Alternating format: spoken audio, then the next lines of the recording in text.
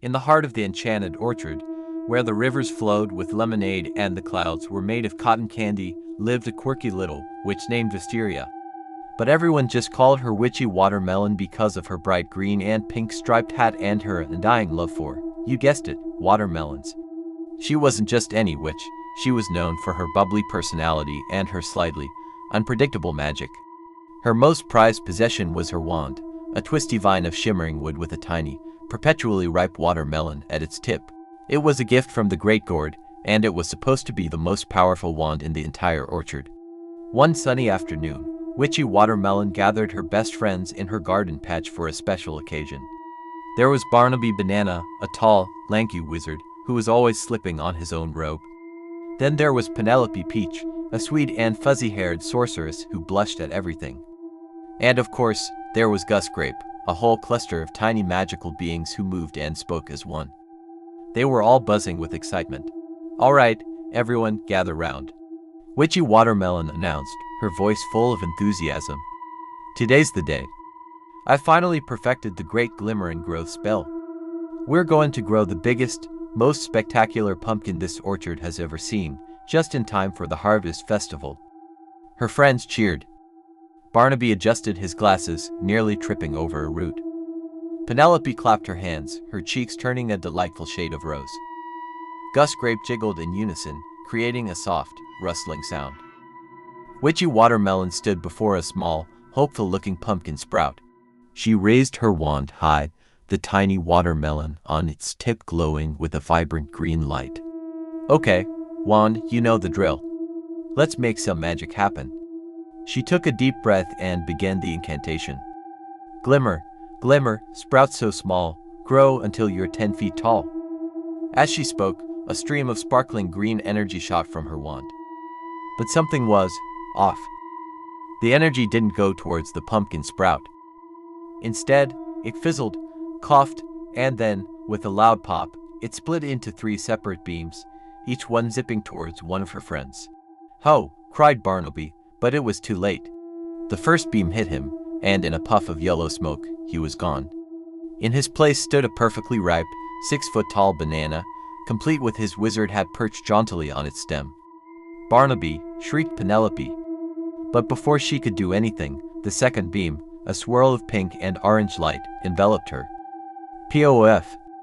Where Penelope had been stood a large, fuzzy, and incredibly juicy-looking peach, her flowery bonnet sitting right on top. "Gus, look out!" Witchy Watermelon yelled, but the third beam, a cascade of purple sparkles, had already found its target. Fizzle! The chattering cluster of Gus Grape was replaced by a giant, plump bunch of purple grapes, glistening in the sunlight. Witchy Watermelon stared in horror. Her garden, once filled with her friends, was now a collection of oversized fruit. She looked at her wand, which was now vibrating with a strange, almost smug energy. The little watermelon at the tip seemed to be glowing with pride. "What did you do?" she cried, shaking the wand. A series of little squeaks and pops came from it, which Witchy Watermelon, fluent in the language of magical objects, understood all too well. The wand was jealous. It had heard her talking about growing a giant pumpkin, calling it spectacular, and it felt neglected. It thought she loved the idea of a big pumpkin more than she loved her own watermelon-tipped wand.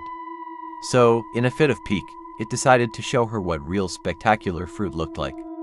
"Oh, you silly vine," she sighed. "This isn't helping."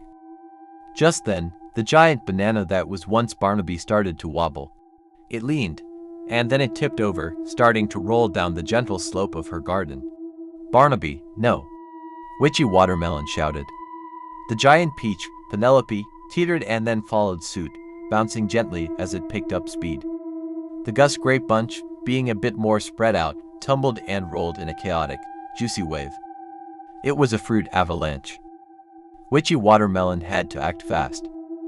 She jumped onto her broomstick, a sturdy model made from a sunflower stalk, and zipped into the air. "Don't worry, guys. I'll save you." The chase was on. The banana rolled fastest, slipping and sliding through the enchanted orchard. It whizzed past the apple acrobats, who were practicing their trapeze act on apple tree branches, causing them to drop their cores in surprise. The peach bounced merrily along, narrowly missing the blueberry bog where grumpy blueberries grumbled about the disturbance. The grape cluster tumbled after them, leaving a trail of tiny, juicy footprints. Witchy Watermelon flew overhead, trying to think of a counterspell. Fruity friends, turn back so quick, reverse this silly, jealous trick, she chanted, pointing her wand. But the wand just sputtered, sending out a shower of watermelon seeds that did nothing but startle a flock of raspberry finches. The wand was clearly not in a cooperative mood. Her rolling friends were heading straight for the lemonade river. Oh, no. You'll get all soggy, she cried. She needed a new plan. Thinking on her feet, she zoomed ahead of them and aimed her wand at a large patch of soft, fluffy moss. Mossy meadow, soft and deep, catch my friends before they sleep, in the river. This time, the spell worked, but not quite as she intended.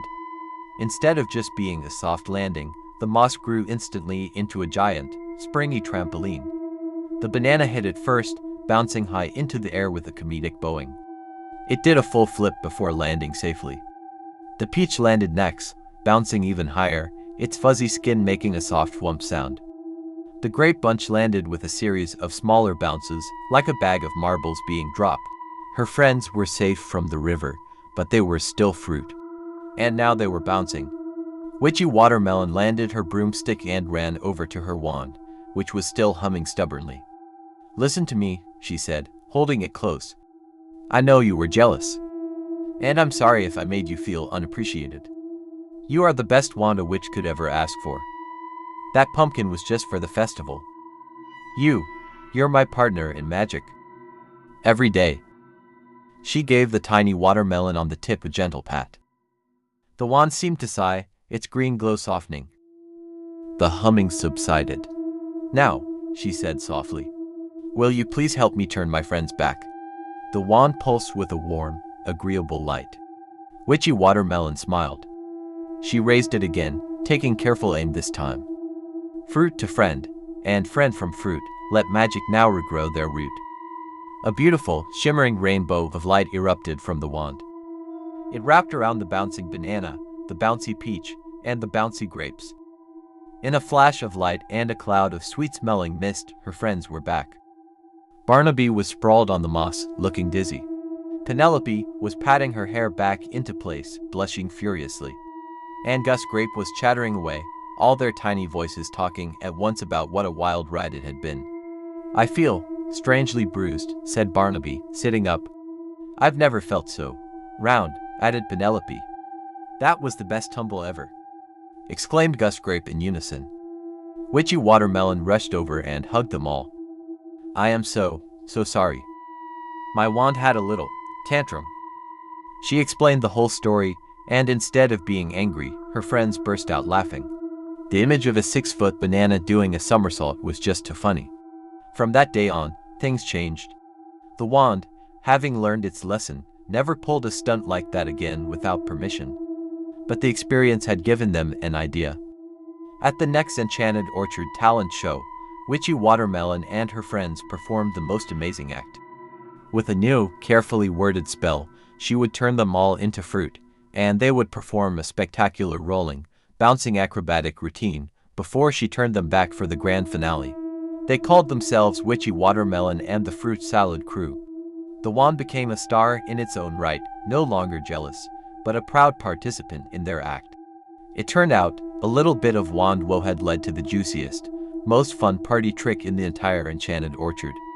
And Witchy Watermelon never forgot to tell her wand it was the best, most special wand in the whole wide world. Thanks for watching our magical story. If you loved the fruity adventures of Witchy Watermelon, don't forget to hit that subscribe button and ring the bell for more tales from the Enchanted Orchard. We'll see you next time.